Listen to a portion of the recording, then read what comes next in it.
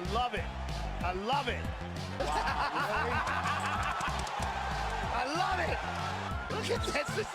This is the greatest thing I've ever seen. Hey, I'm not surprised.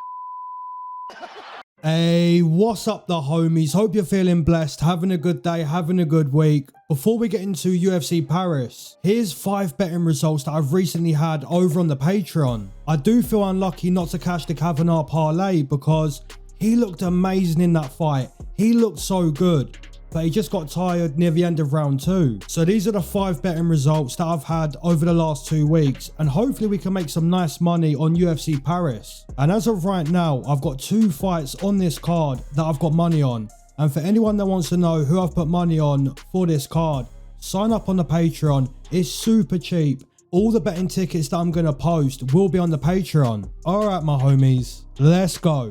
Let's do it, man. UFC France, UFC Paris. Let's go. First matchup on the card, we've got Shauna Bannon taking on Sam Hughes at 115 pounds. So let's start with the veteran fighter who's a heavy favourite in this fight, Sam Hughes, who's 5-5 inside the UFC. Her UFC career didn't really start too strong, but over time, Sam Hughes has become a very scrappy fighter, a very tough fighter. The type of fighter that's willing to overcome adversity, the type of fighter that's not the most skilled, not the most naturally gifted, but when it comes to putting in gritty, tough performances where you have to dig deep in order to get your hand raised, Sam Hughes is exactly that. She's always been very hittable though, but that's part of her process. You land your strikes, she may bleed, she may get bruised up, but she's not going anywhere. She's going to continue to walk forward every single fight. That's Sam Hughes. And I'd have to say one of her best attributes outside of toughness is maybe her physical strength.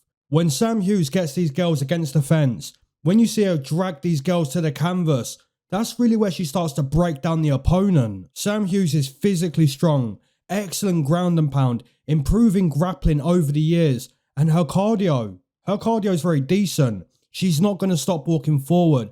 Just a tough-nosed, gritty fighter, and she understands the objective every single time she steps foot into the UFC octagon. Now on the flip side, we've got the heavy underdog, the Irish fighter Shauna Bannon, a fighter that's maybe at a disadvantage when it comes to experience. However, she's got a technical advantage in the offensive striking, specifically in the kicking department. Shauna fights from a karate stance. She loves to utilise that lead leg. The way she fires that lead leg at the opponent, it's really good stuff. The karate stance is a sideways stance, so utilising that lead leg as a jab is a very effective way to strike from that stance. And I'd have to say, Shauna Bannon in her last fight, she displayed that lead leg beautifully. However guys, her boxing defense is so poor. There's no head movement from Shauna Bannon. The head stays on the centre line. Her movement is mainly with the feet, never with the head. And I'd say that's maybe down to the fact that she's more of a kicker than a boxer. The boxer typically has a better understanding of the head movement because they're always throwing punches and anticipating those counter punches being thrown back. Whereas the kicker, they're more focused on the understanding of range, more focused on keeping that kick in range. And I'd have to say, at times in the fight, Shauna Bannon, she becomes predictable because she's always working off that lead leg. So her striking does become predictable, and that's a concern because in her last fight, her opponent actually got her timing down and lands her own head kick, which instantly knocks down Shauna Bannon to the canvas. But somehow she recovers, then pulls off an armbar. So that was kind of crazy. So guys, overall, I do believe Sam Hughes is the more proven fighter. The fighter that typically overcomes adversity. A fighter that's going to march forward and look to break down Shauna Bannon. But she will be walking into that lead sidekick. And that sidekick isn't going to just be used to the body. It may be raised to the head at times. It may be landing flush on the skull of Sam Hughes. I think Sam Hughes, she's going to do her usual thing. Keep the pressure on. Get Shauna Bannon against the fence. Look to wear her down in the clinch. Even better, look for takedowns against Shauna Bannon. But if this fight stays striking, it's the gritty pressure of Sam Hughes against the technical karate striking of Shauna Bannon. And I'd have to say, if the matchup stays on the feet, Shauna Bannon at those odds, it's kind of crazy considering Sam Hughes is so hittable. I guess part of the Sam Hughes game plan is always to make the opponent tired. even though she's so hittable in round 1, and she's very hittable in round 2, but if she keeps the pressure on like she usually does, the opponents seem to break down, not having the same cardio to compete at the pace that Sam Hughes sets. So that's really part of the process if you're Sam Hughes. You wear down the opponent, you keep the pressure on, you keep your pace on, and the opponent fatigues under that pace. But if Shauna Bannon manages that range, stays off the fence, stays off the ground, and is able to showcase that technical karate striking, plus 250, that's kind of wide. So my pick's going to be Shauna Mama B, Bannon. Rinat Fakhretdinov taking on Andreas Gustafsson, taking place in the welterweight division. An interesting matchup because it feels like a mirror matchup. What Rinat Fakhretdinov likes to do to the opponent is very similar to what Andreas Gustafsson likes to do. I guess what I'm trying to say is they're both very physical. They both like to use their physicality to their advantage in their performances. Now, Rinat Fakhretdinov is primarily a wrestler, as most Russians are. So if Rinat can get you to the ground, that's going to be plan A. If he can't get you to the ground, just keeping you against the fence, resulting to plan B. That's another way that Rinat likes to fight. But the problem here is plan B for Rinat is Gustafsson's plan A. Gustafsson is so strong in the clinch. His strength is outstanding. And not only is Gustafsson good at controlling his opponent in those Greco-Roman wrestling positions, he's so dangerous in the clinch when it comes to clinch striking. The elbows, the dirty boxing in the clinch. Now, I did pick Gustafsson as a slight underdog in his UFC debut, and he fought an absolute killer in Chaos Williams. But the fight looked nothing like a Chaos Williams fight. It looked everything like a Gustafsson fight. It was dirty. It was ugly. It was a fight where Gustafsson pushed him against the fence, occasionally brought him to the canvas. It was a fight where Gustafsson really displayed his grueling skill set. Now, what's interesting is the UFC have matched him up against someone who's very similar, someone who also likes to use their physicality in their performances. So what makes it a fun fight is we get to think about the clinch between two very strong fighters. We get to think about the ground game between two very strong fighters. And I'm going to side with Andreas Gustafsson. I just think it's going to be very difficult for Rinat Fakhretdinov to get those takedowns that he typically wants. And even if Rinat Fakhretdinov does get the takedown against Andreas Gustafsson, can he secure him on the ground? Can he keep him on the ground? Because Gustafsson is so strong. He is so strong, man. Even if the fight becomes striking midway into round 2, I could see Gustafsson just blitzing forward and forcing Rinat back against the fence. I basically think Andreas Gustafsson is going to bully Rinat in this fight, more so in the second half of the fight than the first half. I think the first half of the fight is going to be pretty competitive, but that second half, I see Rinat just being bullied. I see him slowing down 6, 7, 8 minutes in. And that's where Gustafsson really starts to dominate in the clinch. You know, that dirty boxing, landing the elbows, racking up the control time against the fence. I've got to side with the Swedish beast, Andreas Gustafsson. Next matchup, we've got Brad Tavares taking on Robert Bryczek, which takes place in the middleweight division, 185 pounds. And this is interesting matchmaking. It feels like Robert Bryczek has to win this fight, because if he doesn't win this fight, he's not going to get cut. Nothing bad like that's going to happen, but you're letting the UFC know you're not championship material, or you're not potential championship material. And some people may say, well, it's pretty clear that Robert Bryczek isn't going to be a champion, but if you're Robert Bryczek, you have to win this fight. You're currently 0-1 inside the UFC. You lost your UFC debut to Ihor Potieria, which in my opinion, and in most people's opinions, that's a very bad look. That's a very, very bad look, man. Ihor Potieria is one of the easier matchups you could have got for a UFC debut. So is it fair to say that Brad Tavares is a much tougher task than Ihor Potieria? I'd say so.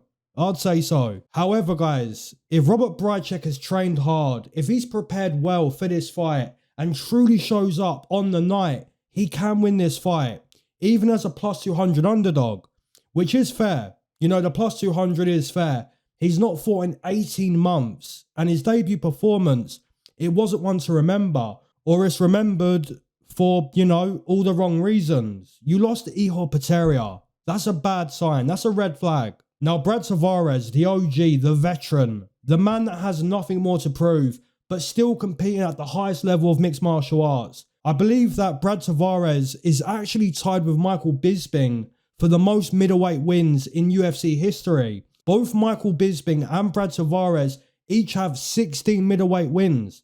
So there's a potential history-making achievement on the line this weekend for the OG, Brad Tavares. Now, as for the current fighting ability of Brad Tavares, he's currently past his prime. He did put on a very dominant performance against GM3 when he last fought, but anyone looks good against GM3 on the feet. Now, guys, based on the debut performance of Robert Bryczek, I think his performance this weekend needs to be very different. The keys to victory this weekend, in my opinion, would be output. Raise the output in this performance.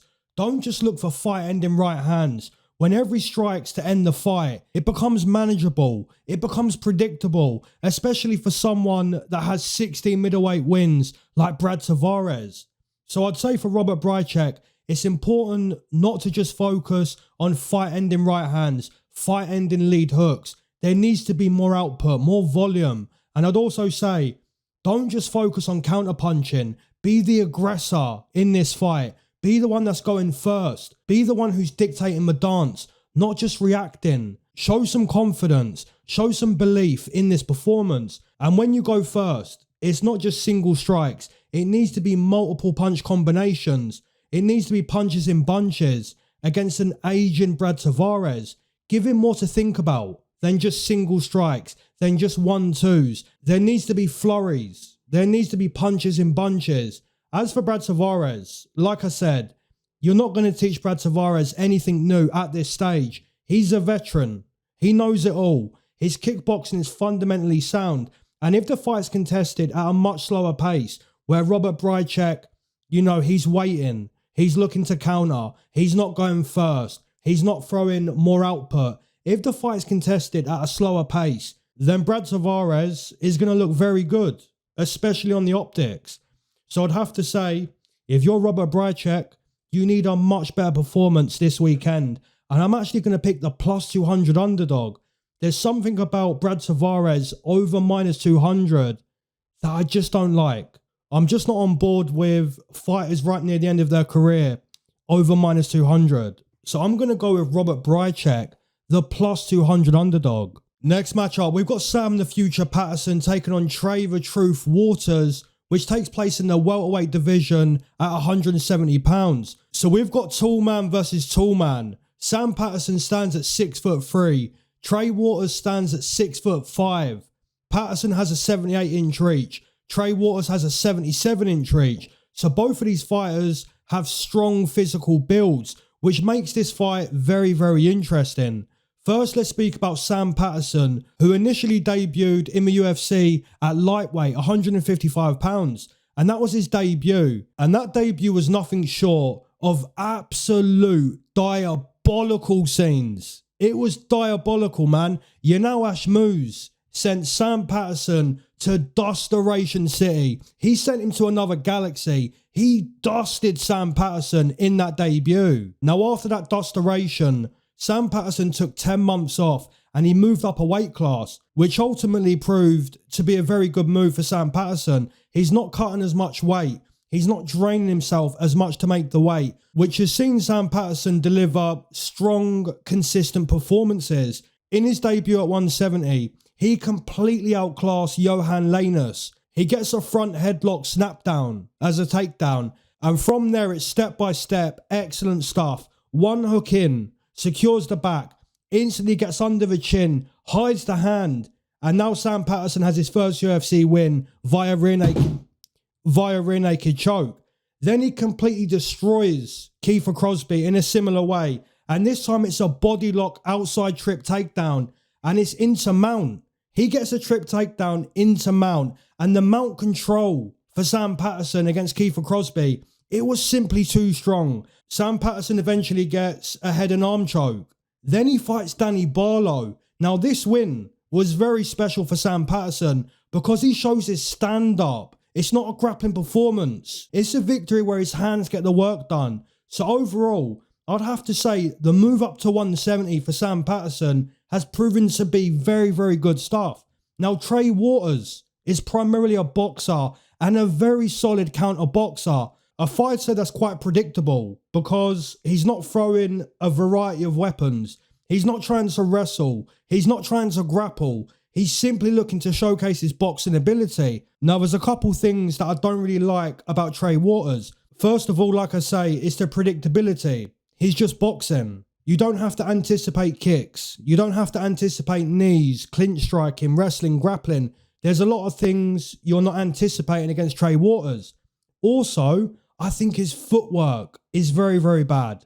There's times where he crosses his legs, and you never want to do that because if you cross your legs and get hit as you're crossing your legs, it's almost certain that you're going to be knocked down because you're off balance. And if you get punched as the left leg crosses the right leg, you go into the canvas or you might get knocked out. And I also feel that his footwork is kind of slow.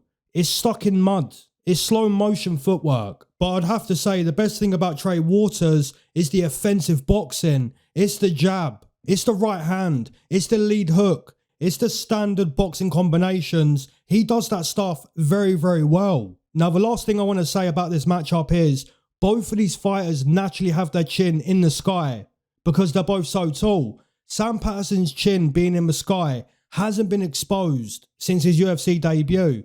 Trey Waters with his hands down a lot of the time and his chin in the sky a lot of the time.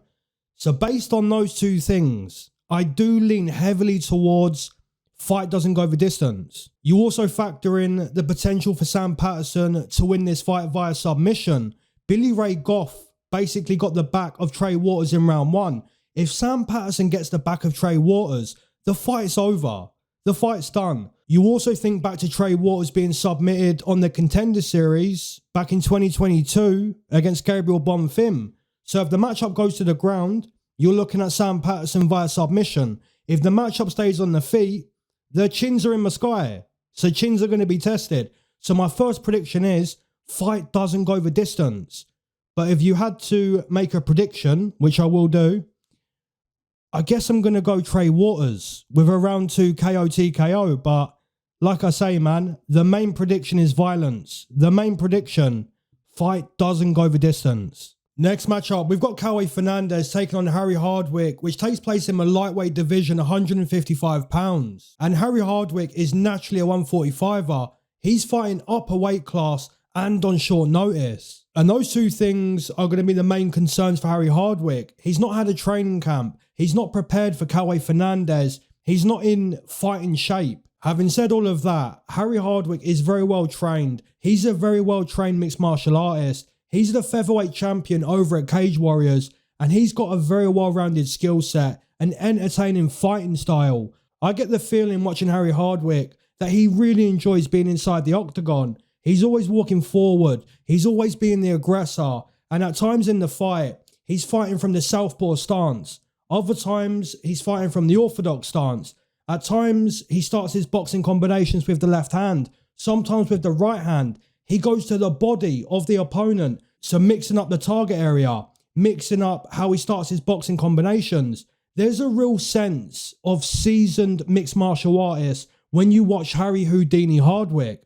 On the flip side, we've got the natural lightweight, the guy that's actually prepared for the fight this weekend, the guy that's actually had a full training camp. So there's an advantage on the side of Caue Fernandes. And he defied the odds massively in his last fight over in London. He got his hand raised as a plus 300 underdog against Guram Kutaladze. Now, Caue Fernandes is a black belt in Brazilian Jiu-Jitsu, but I think it's pretty clear that he's at his absolute best when he's able to get his kicking game going on the feet. He put on an absolute kicking masterclass against Guram in his last fight.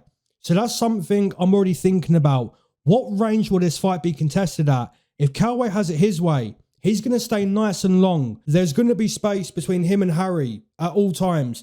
And Kaue's going to fire nasty kicks directly into that space at the legs of Harry Hardwick, at the body, at the head. He's going to fire kicks all night long against Harry. If Harry had it his way, the fight will be contested with no space. He's going to have constant aggressive pressure, always taking away that kicking space from Kaue Fernandes, looking to, make the fight more about a boxing matchup where the fight's contested in the phone booth, in that dirty boxing range. So each of these fighters have different ranges that they want to fight at. Now, here's the thing. There will be times in this fight where Kaue Fernandes, he's blasting kicks. He's fighting at his range and he's landing damaging kicks, effective kicks that are scoring with the judges. There's also going to be times where Harry's up close. He's in boxing range. He's ripping to the body of Kaue Fernandes. He's staying on the pressure. And Kaue Fernandes is forced to exchange in the boxing range, making the fight look less technical and more about Harry Hardwick. So guys, both of these fighters are going to have their moments, but it's all about who can have more moments, who can keep the fight at their range more, and who can cause more damage when the fight's at their preferred range. I believe Harry Hardwick is the better boxer. I believe Kaue Fernandes is the much better kicker. The fight's all about range. Who can be at their preferred range? Based on Harry Hardwick fighting on short notice and also being up a weight class, you kind of lean towards Kaue Fernandes, but I'm not picking against Harry Houdini Hardwick. I'm not going to do that. Not even on short notice. Not even up a weight class. It's Team England against Team Brazil. Come on now. Even my Brazilian subscribers, you would do the same thing. You would side with the Brazilians. So I'm siding with the Englishman. I'm siding with the guy that's the underdog. He's got the odds against him. Now we turn our focus to the heavyweight division. A rematch 10 years in the making between Marcin Tybura and the UFC newcomer Ante Delija. And I'm not the biggest fan of the heavyweight division because it's not a division that requires a whole lot of skill. Heavyweight roulette isn't really my favourite thing to lay money on. But looking at the matchup, I think both of these fighters are arguably past their best. They're both past their prime. You've got a veteran heavyweight, Delija, making his UFC debut at 35 years old. You've got Marcin Tybura now pushing 40 years old. So what do we make of a rematch 10 years in the making? It's a tough fight, man. It's a tough fight. Even the bookmaker has it a pick'em. So even the bookmaker's like, I don't know what to do with this fight. They're both minus 110. Now, Marcin Tybura did win the first fight back in 2015. But I wasn't super impressed with Marcin Tybura's last performance. I guess he done well to give Mick Parkin his first loss. Mick Parkin was undefeated. Now he's not. So he done well in that sense, but the performance just didn't stand out as a strong Marcin Tybura performance. And looking at the newcomer, Ante Delija's most recent performance against Yorgan De Castro, a former UFC fighter, this was absolute dusteration. Ante Delija stopped the fight within 40 seconds of round one. He just dusted him early in round one, which makes me think that if the fight stays on the feet between Tybura and Delija, I think Delija's going to get a KO TKO in the first round. So my prediction is going to be Ante Delija with a KO TKO, but I wouldn't advise anyone to bet this fight. Don't bet heavyweight roulette, because heavyweight betting at times is absolutely diabolical. Now guys, Oumar needs to have a much better performance this weekend because his effort against Alonzo Menefield just wasn't good enough. He looked inexperienced. He was inactive during the fight. Weak takedown attempts. The performance overall, it just wasn't good enough. It was a bad performance. So look for Oumar to really show up this weekend with more urgency to deliver a much better performance, especially in front of his own people in France. Now, as for Bryczek Ribeiro, I'll be honest, I'm a little worried for Bryczek Ribeiro. He got dusted by Murzakanov back in early June, about 12 weeks ago, and he took a fair amount of damage in that fight. I counted like 28, 29 unanswered strikes in that fight. So Bryczek Ribeiro, he took a lot of damage. So I'd say that Bryczek Ribeiro should have took more time off, but his manager probably got the name Oumar Sy and thought, you know what? Oumar's last performance, it wasn't that good. This might be a good fight for Bryczek Ribeiro. And let's be real, it is a massive step down in competition from Azamat Murzakanov.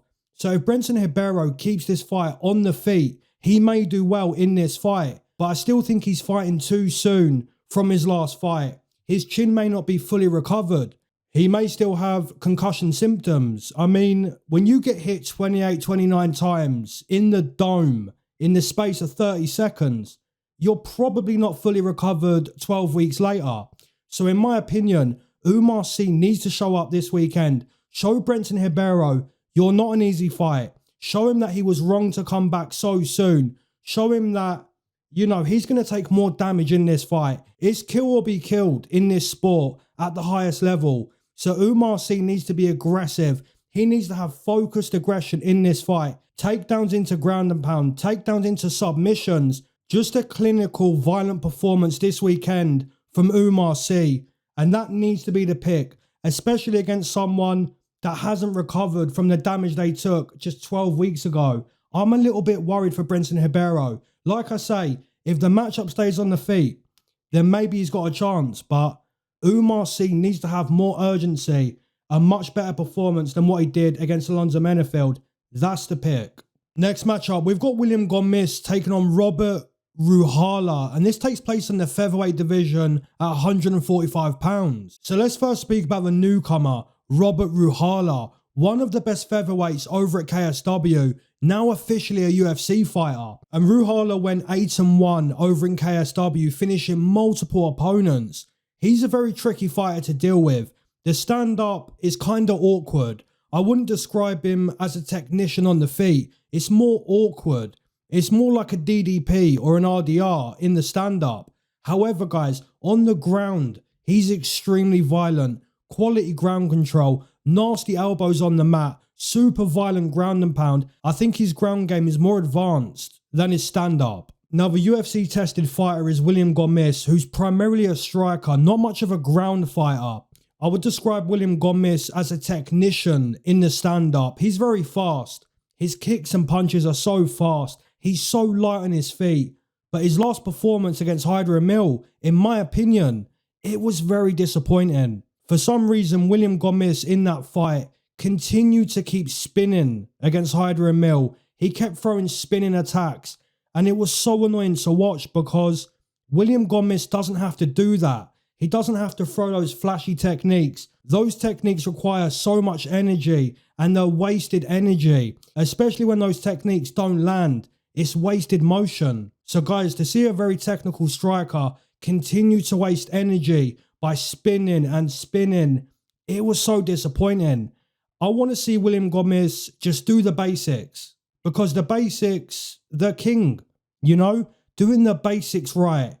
The jab, the inside calf kick, the outside calf kick, the teep kick, the roundhouse kick, standard boxing combinations, the 1-2. You can put the 1-2 before the roundhouse. You can put the 1-2 after the roundhouse. Just do the basics if you're William Gomis and you're going to be an absolute monster. So guys, how I see this fight playing out, if William Gomis avoids the ground game, doesn't get taken to the mat, and isn't showing bad IQ on the feet by constantly spinning for no reason, he should dominate this fight in the stand-up exchanges. He's faster, he's more technical, he's light on his feet, he's so agile. He's a problem in the striking realm when he's not showing bad IQ.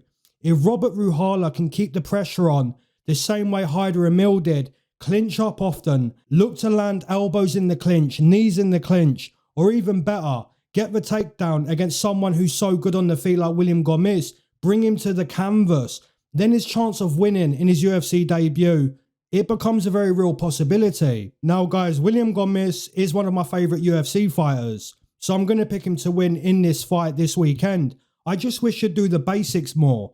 Don't try and do all that extra stuff. Don't try and stand out with the flashy stuff. Just do the basics, because making the basics look easy isn't easy. It's not easy to do. So when you're doing all of that stuff and you're making it look so simple, all of that flashy stuff, that spinning shit, that's not the way to climb the rankings and to make people realize how good you are. So I don't want to see William Gomis spinning.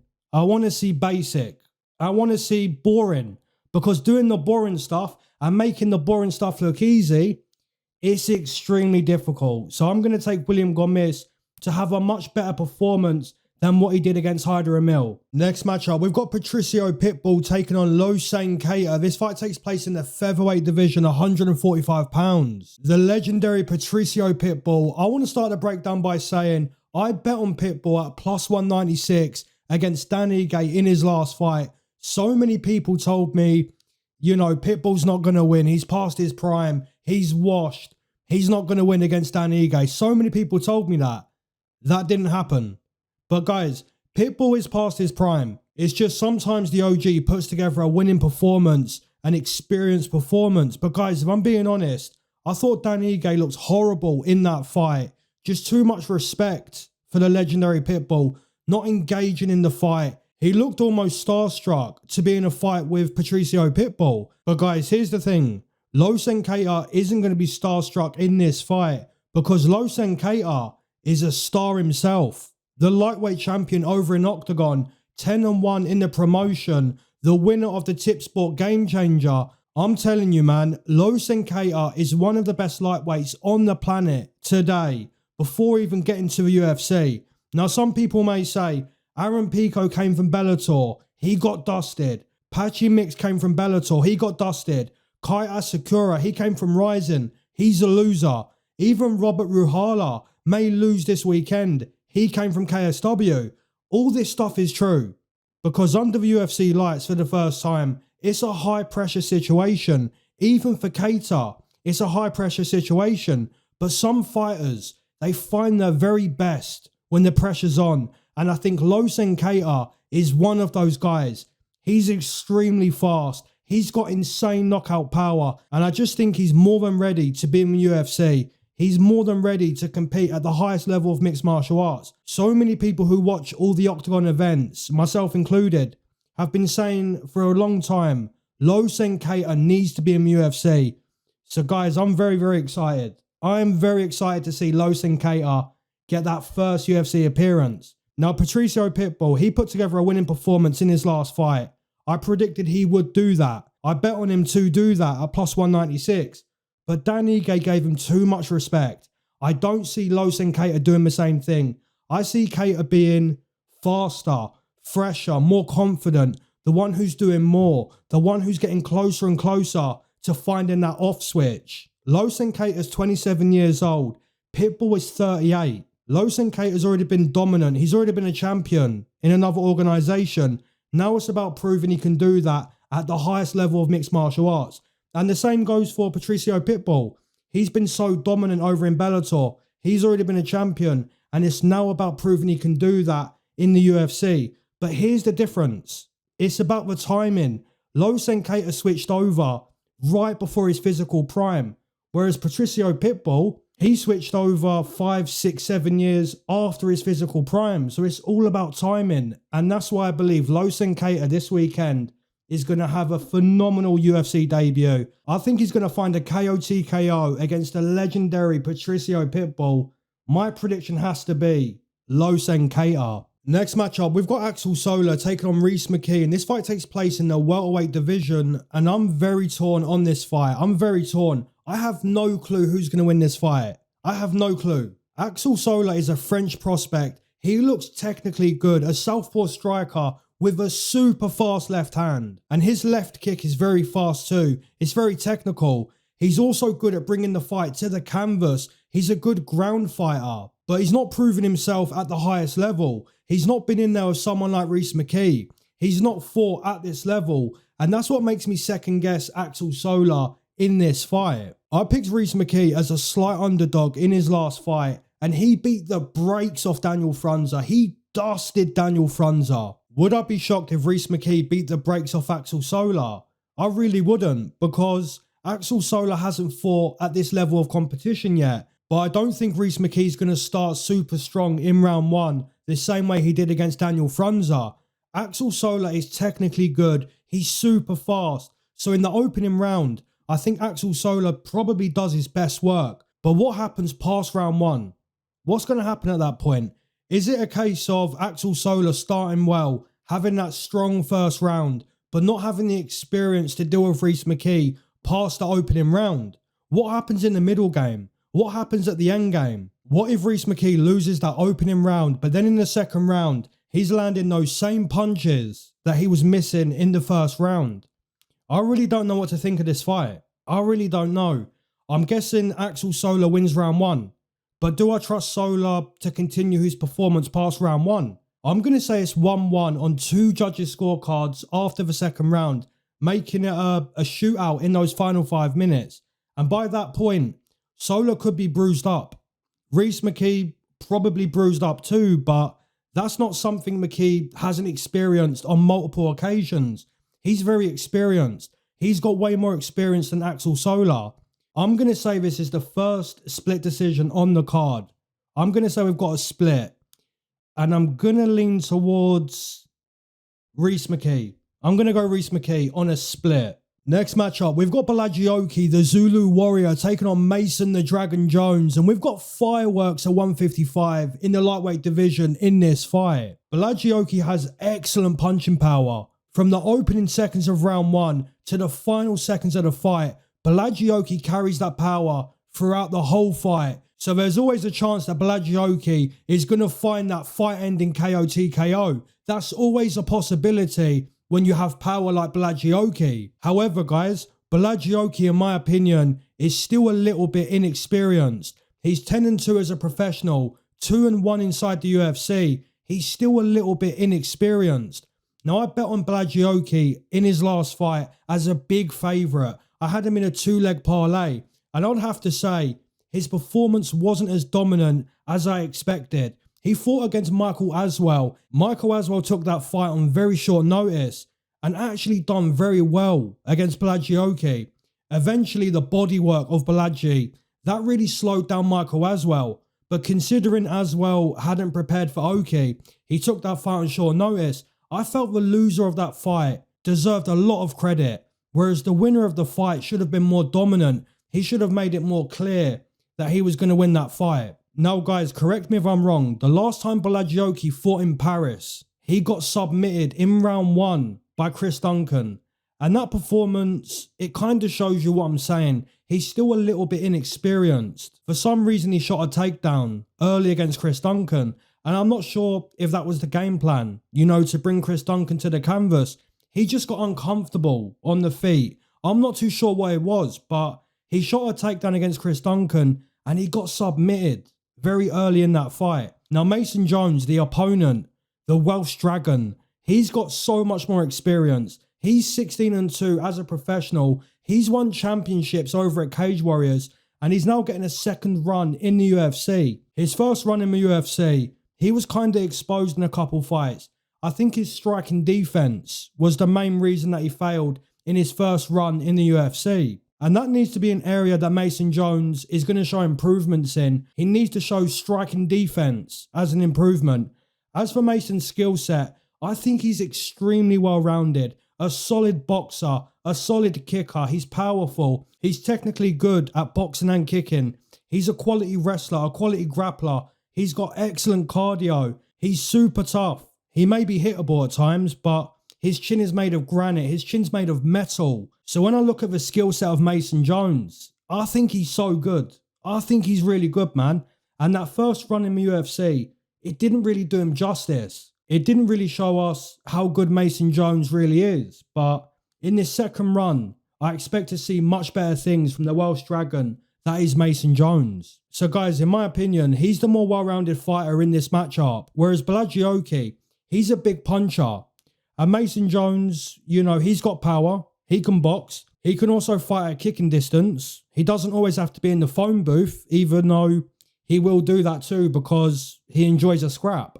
He can wrestle. He can grapple. He can secure Borralho on the ground, take his back, showcase his black belt in jiu-jitsu. The only way I see Mason Jones losing in this fight and losing in general in his second run in the UFC is the same way that he lost in his first run in the UFC. It's the lack of striking defense. It's the lack of head movement that really lets him down in some fights. But I'm still going to pick Mason Jones despite his bad defense.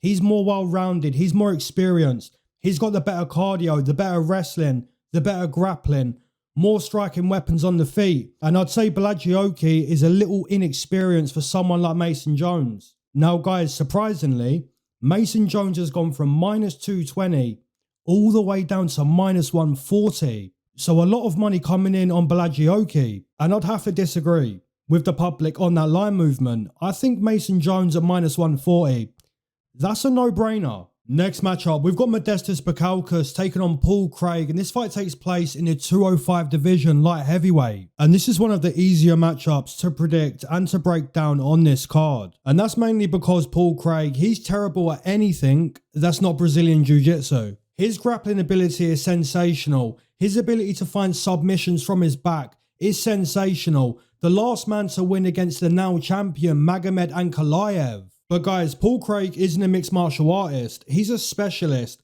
He specializes at losing fights until he pulls off a Hail Mary armbar or a Hail Mary triangle choke. He's a submission fighter. When it comes to boxing, kicking, footwork, wrestling, cardio, speed, defense, toughness, durability, when it comes to anything that's not Brazilian Jiu-Jitsu, Paul Craig is not high level whatsoever. Now on the flip side, we've got a fighter that's actually well-rounded, a fighter that's actually a mixed martial artist, and that's Modestas. There is times in a fight where he can kind of get wild and the technique flies out the window, but overall he's a much better striker than Paul Craig. His cardio is also pretty good. He's decent in the clinch, against the fence. He's a decent wrestler, a decent grappler, but you don't want to show any of that against Paul Craig. You want to stay far away from the ground when you're fighting Paul Craig. If this matchup stays on the feet, which I'm guessing it will do, you have to give a significant advantage to Modestas. I know Paul Craig won round 1 against Borralho. He's circling the octagon, maintaining that kicking range, but that probably doesn't work against Modestas. And even if it was working early in the fight, there's going to be a moment where Modestas cuts off the cage and forces Paul Craig to actually throw down, to actually exchange punches in the phone booth. And Paul Craig's chin has never shown to be good. He's not the type of fighter that can take punishment and stay in a fight. Like I said, he's not good at anything other than Brazilian Jiu-Jitsu. So if you want to put some money down on the big underdog, you just look at submission. You look at Paul Craig with a submission prop. But I'm pretty sure Modestas is going to win this fight. He's training with Tom Aspinall. He's looking good. He's in that beast mode. And like I say with Paul Craig, he's not a mixed martial artist. He's a specialist. He's not well-rounded. He's good at one thing. So the prediction has to be Modestas. Benoit, God of War, Saint Denis versus Mauricio, One-Shot Ruffy, the co-main event, and it's absolute fireworks. Guys, I do want to start by saying this though. The betting line is very suspicious. It's very suspicious because the betting line seems too good to be true. Almost like a betting trap. I was expecting Ruffy to be minus 500, minus 600, minus 400 at minimum. But you're getting Ruffy minus 180, up to minus 200. Now some people may say, well, putting BSD minus 400, minus 500, that's unrealistic. Because Benoit Saint Denis on his day is an absolute beast. Benoit Saint Denis ain't no walk in the park. He's really not. But the real difference here is potential. The potential between BSD and Mauricio is a massive difference. I've seen some people saying about Ruffy that he's going to be the one to challenge Ilia Topuria at 155.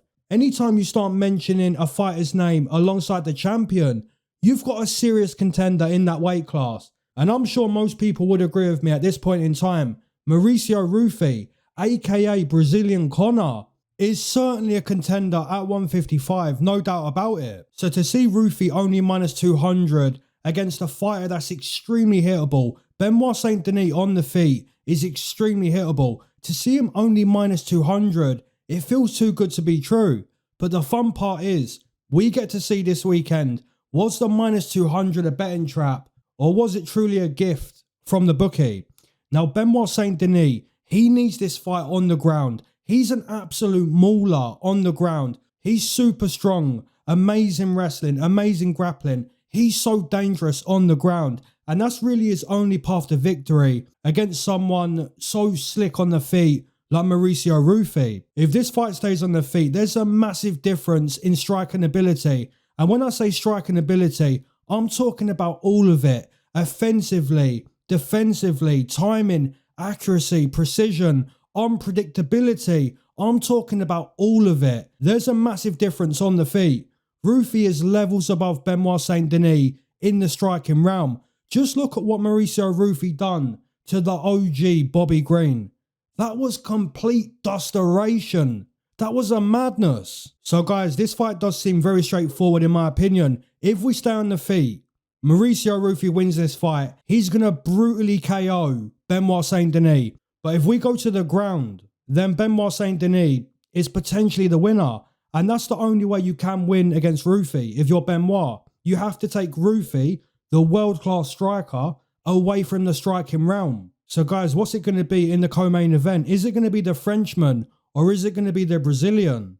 For me personally, I'm going to go with the Brazilian. I'm going to go with the -200 to win in the co-main event. But guys, I'm going to ask one more time. Does the betting line on Ruffy seem too good to be true? Is it a betting trap? It might be. It really might be. But we're going to see this weekend. I'm going to take Mauricio with a round 1 KO TKO. Nassourdine the Sniper Imavov taking on Caio the Natural Borralho. The main event for UFC Paris taking place in the middleweight division. Maybe a title eliminator. Certainly a massive fight in the main event. The more I think about this fight during the week, the more I realise it's such a tough pick. Let's start by saying whoever loses in the main event this weekend, they're not a fraud. They're not a fraud or anything like that. It's simply a high-level middleweight contest and someone has to lose. Both of these fighters are insanely good. So let's first speak about the hometown fighter, Nassourdine Imavov. Nassourdine is a quality striker. His octagon name is the Sniper. And when you see him, when you watch his performances, you see he's got some of the best striking in the UFC. He's so fast. He's so precise with his punches. A world-class 185er. But there's one thing I'm a little concerned with on the side of Nassourdine, and it's the cardio. I've never felt that Nassourdine is a 25-minute fighter. I've never felt he can go 5 rounds. He's not really that type of athlete, in my opinion. Now, guys, don't get me wrong. He's won main events. He won the main event against Jared Cannonier at -120. I also put money on Nassourdine as a +120 underdog against the former champion in the main event, Israel Adesanya, and he won that fight. But this fight just feels very different to both of those fights that I just mentioned. It feels very different. Caio Borralho isn't old like Cannonier, and he's not past his best like Israel Adesanya. It's very different to both those fights. Caio Borralho is the leader of the fighting nerds, and we know, statistically speaking, betting against the fighting nerds is one of the dumbest things you could ever do when it comes to betting in mixed martial arts. Because they win. The fighting nerds are serial winners. One of the best MMA gyms on the planet.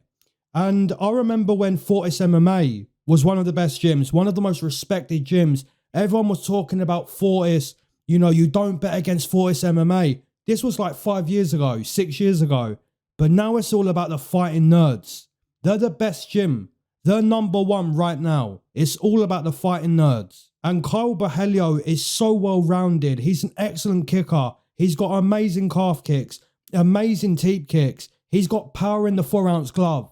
I don't think he's a better boxer than Nassourdine Imavov, but he's still got power. He can still crack. And guys, it's also the takedown of Caio Borralho. They're so overpowered. They're so strong. When Kyle shoots that takedown, he's a beast, man. He gets those takedowns and he drives through the opponent. If he doesn't get the takedown initially, he'll drive him to the fence. Then he'll complete the takedown against the fence. And he's an absolute monster on the ground. A black belt in jiu-jitsu, the student of Damian Maia. So once he gets the takedown, it's not like the danger's over. It's like the danger's just starting. He's a monster on the ground. Amazing grappling, amazing jiu-jitsu. And I hate that I have to pick a winner in the main event because they're two of my favourite fighters in the UFC.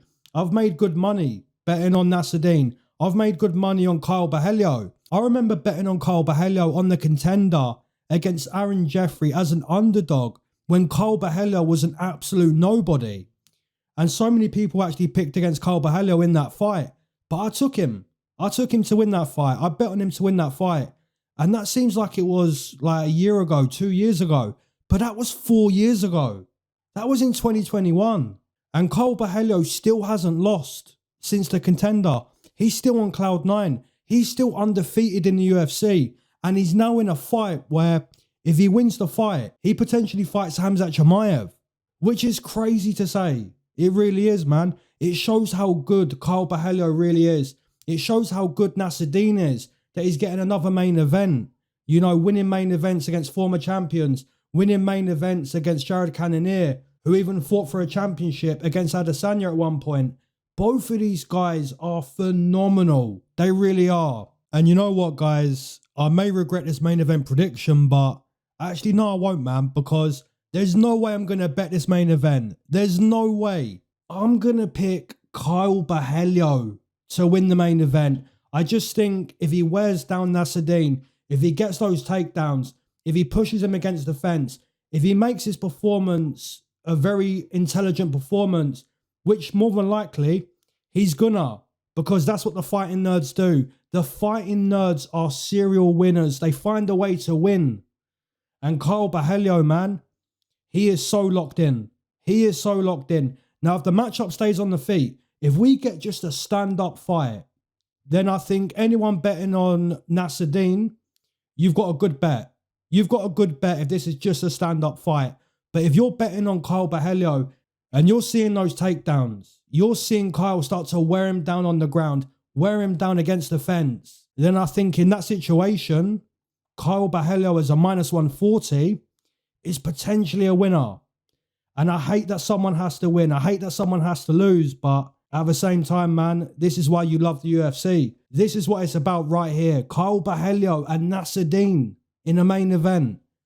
Let's go. Let's go, man. As always, my homies, drop down your main event prediction, your co-main event. Let me know what fights you're looking forward to this weekend. For anyone who wants to know who I'm personally putting money on, because 12 of these fights, as of right now, I don't have money on. But there are 2 fights on this card that I have money on right now. So for anyone who wants to know which fights I'm putting money on, sign up for the Patreon. It's super cheap. And that's where you can find all of my bet tickets that I'll have for UFC Paris. As always, my homies, keep your eyes to the sky, never glued to your shoes. UFC Paris is going to be a madness. Let's go.